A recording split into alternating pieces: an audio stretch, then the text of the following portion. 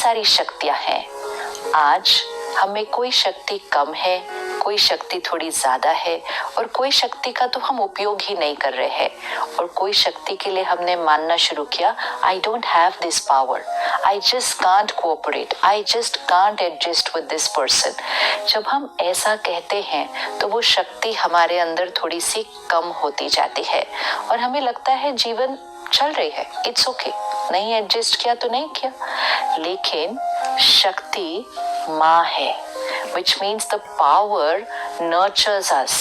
अगर हमने उस पावर को अपने अंदर से खत्म कर दिया या यूज करना बंद कर दिया तो आत्मा की नर्चरिंग खत्म हो जाएगी, आत्मा को पालना देने वाली वो शक्ति खत्म हो जाएगी, आत्मा को स्ट्रॉन्ग बनाने वाली वो शक्ति खत्म हो जाएगी।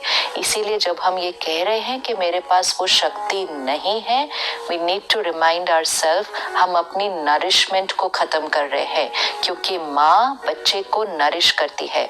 जिस बच्चे की माँ नहीं तो उस बच्चे को वो पालना, वो प्यार, वो अनकंडीशनल लव, वो नरिशमेंट नहीं मिलता है। तो शक्ति हमारी माँ है। शक्ति मतलब सिर्फ जो देवी की हम पूजा कर रहे हैं वो नहीं, हमारे अंदर की हर शक्ति हमारी माँ है। तो उसको ये नहीं कहना कि मेरे पास वो माँ नहीं है, उस शक्ति को इमर्ज करो and let the power nurture you and empower you. और जितना वो शक्ति हमारे अंदर इमर्ज होगी वो सिर्फ हमारी पालना नहीं करेगी, हमारे से औरों को भी नर्चर करेगी। और इसीलिए वो माँ का गायन है, क्योंकि वो माँ सबको नर्चर करती है, लेकिन सबसे पहले वो शक्ति हमें खुद को नर्चर करती है।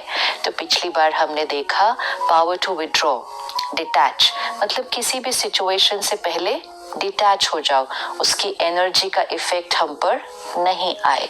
तो फिर क्या इजी हो गया, लेट गो करना इजी हुआ, कि छोटी छोटी बातें, पुरानी बातें, लोगों का व्यवहार यहाँ नहीं रहता, आई लेट गो। गिल्ट, अपने आप से नाराजगी पकड़ के नहीं रखी, लेट गो कर दिया। जब हमने वो किया तो सहन करना नेचुरल होने लगा, सहन करना नहीं पड़ा। आज हम गिनते हैं कि सहन करना पड़ता है, इसका भी सहन करना पड़ता है। सहन करना नहीं पड़ेगा, जब लेट गो किया, लोगों की एनर्जी से विड्रॉ किया, तो सहन तो नेचुरल हो गया। और जब ये तीन शक्तियां हमारे अंदर आती हैं, power to withdraw, power to let go, power to tolerate, तो चौथी शक्ति अपने आप इमर्ज हो जाती है, एंड वो है पावर टू एक्सेप्ट, समाने की शक्ति। आज आत्मा जब कमजोर होती है तो उसकी इच्छाएं खत्म नहीं होती, एक्सपेक्टेशंस खत्म नहीं होती, यहाँ तक कि हम समझते हैं कि एक्सपेक्ट करना तो नॉर्मल है। अपेक्षाओं की लिस्ट लंबी होती जा रही है, और जितनी एक्सपेक्टेशंस बढ़ती जाएंगी, soul power will start depleting. और इसीलिए जब हम मेडिटेशन करते हैं, रोज स्पिरिचुअल स्टडी करते हैं, जो सबसे पहला साइन हमें दिखाई देता है कि जब आत्मा की पावर बढ़ती है, एक्सपेक्टेशन घटती है एंड पावर टू एक्सेप्ट बढ़ता है। पावर टू एक्सेप्ट मतलब क्या, क्योंकि उसका सही अर्थ में उसको लेना है।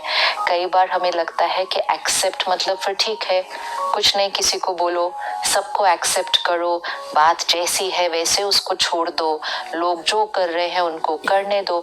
ऐसे तो नहीं चलेगा, ना हमारा घर चलेगा, ना हमारा ऑफिस चलेगा, ना हमारी सृष्टि चलेगी।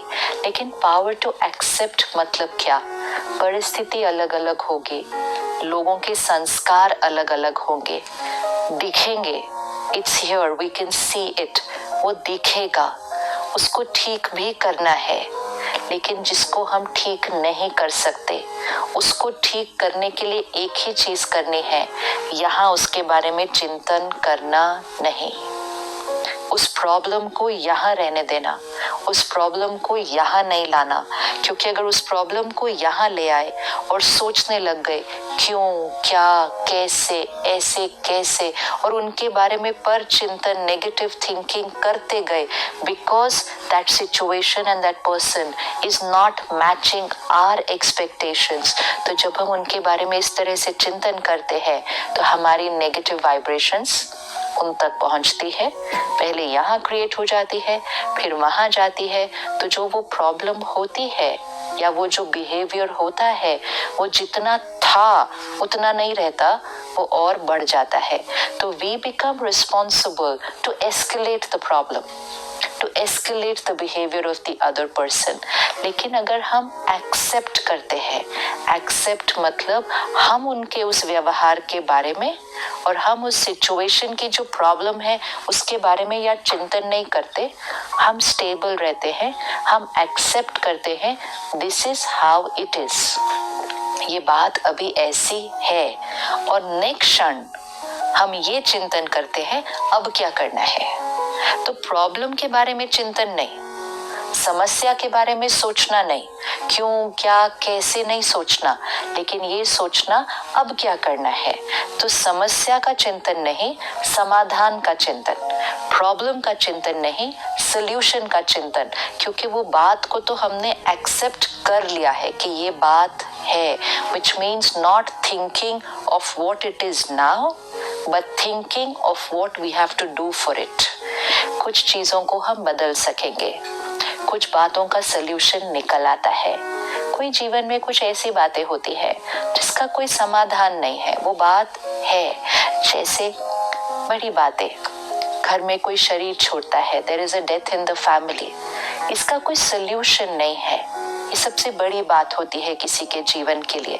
लेकिन उस परिस्थिति में भी कैसा सोचना है, अगर हम उस परिस्थिति को भी एक रॉन्ग चिंतन की तरफ ले गए तो हम बहुत एनर्जी डिप्लीट करते हैं, सिर्फ अपनी नहीं, अपने आसपास के लोगों की नहीं, लेकिन जो आत्मा आगे गई है उसको भी हम नेगेटिव एनर्जी भेजते हैं।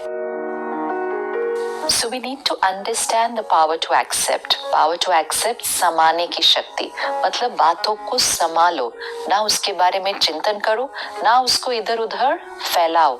Accept it and now work on it। जो बातों को संभालेगा, एक्सेप्ट कर लेगा, उसके अंदर संतुष्टता, कंटेंटमेंट। आज हम अपने आप को चेक करें, सब कुछ है, अचीव भी कर लिया, घर में भी सब परफेक्ट है, लेकिन सब होने के बाद भी हम में से मेजॉरिटी लोग कहते हैं लेकिन अंदर कुछ खाली खाली है। वो कंटेंटमेंट कहाँ से आएगा? कंटेंटमेंट, संतुष्टता इज नॉट बेस्ड ऑन हमारे पास बाहर कितना परफेक्ट है। सब कुछ आपकी लाइफ में अगर परफेक्ट हो, आपका काम, आपका परिवार, आपकी हेल्थ, सब कुछ भी परफेक्ट हो, तो भी कंटेंटमेंट नहीं होगी अगर आत्मा की शक्ति घटी हुई है। और अगर कुछ भी परफेक्ट नहीं हो लेकिन अंदर आत्मा की शक्ति बढ़ी हुई है, you are a contented soul. और इसीलिए समाने की शक्ति का प्रतीक संतोषी माँ, संतुष्टता की देवी, कि जहां समाने की शक्ति है वहां संतुष्टता, कंटेंटमेंट साथ साथ जाती है। क्योंकि आप किसी भी बात पर प्रश्न नहीं उठाते तो आप उस बात से संतुष्ट हैं।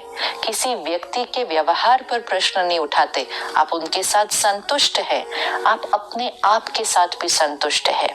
Sometimes we're contented with people and situations, but not contented with ourselves.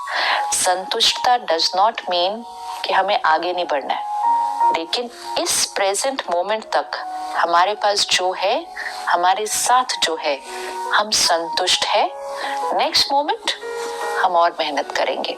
Santoshi माँ के हाथ में चावल की कटोरी दिखाते हैं, which means जो आत्मा संतुष्ट है, एक्सेप्ट करती है, वो अलग अलग अलग चावल के दानों को भी इकट्ठे जोड़कर सबको प्यार से संभाल कर चलती है। मीन्स डिफरेंट पीपल, डिफरेंट संस्कार, हर दाना अलग है लेकिन फिर भी सारे इकट्ठे हैं, क्योंकि वो देवी, वो शक्ति उन सबको एक्सेप्ट करती है। और वो ही चावल के दाने जिनको वो एक्सेप्ट करती है, वो उसको नरिशमेंट भी देते हैं, क्योंकि वो खाना है ना, वो चावल है, नरिशमेंट दे रहा है।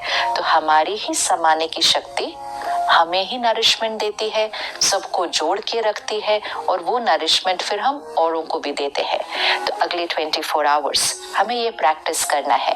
बातें आएंगी, लोग अलग अलग व्यवहार करेंगे, हमें समाधान भी करना है, आगे भी बढ़ना है, चीजों को ठीक भी करना है, लेकिन सब कुछ करने के लिए पहले मन को साइलेंट रखना है, which means accept as it is and now ready to change। तो अगले 24 घंटे समाने की शक्ति, एक्सेप्टेंस पावर का हम अभ्यास करेंगे, क्योंकि मैं आत्मा शक्ति स्वरूप हूँ। मैं आत्मा संतोषी माँ की तरह संतुष्ट आत्मा हूँ। इस स्वमान को लेकर अगले 24 घंटे हम अभ्यास करें।